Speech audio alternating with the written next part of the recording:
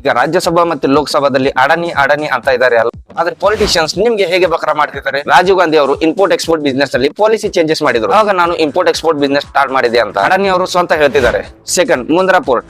ಆ land Congress government ಇದ್ದಾಗ ಚಿಮನ್ ಭಾಯ್ ಪಟೇಲ್ ಅವರೇ ಕೊಟ್ಟಿದ್ರು.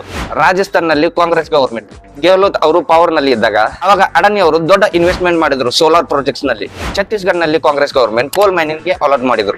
ಕಾಂಗ್ರೆಸ್ ಗವರ್ಮೆಂಟ್ ಎಲ್ಲಿ ಇಲ್ಲ ಅಲ್ಲಿ ಕೂಡ ವರ್ಕ್ ಮಾಡ್ತಾ ಇದ್ದಾರೆ ಅಡಾನಿ ಅವರು. ಕೇರಳ ನಲ್ಲಿ ಪೋರ್ಟ್ ಡೆವಲಪ್ಮೆಂಟ್ ಕೆಲಸ ಯಾರು ಕೊಟ್ಟಿದ್ರು? UDF ಹೋಮನ್ ಚಾಂಡಿ ಅವರು.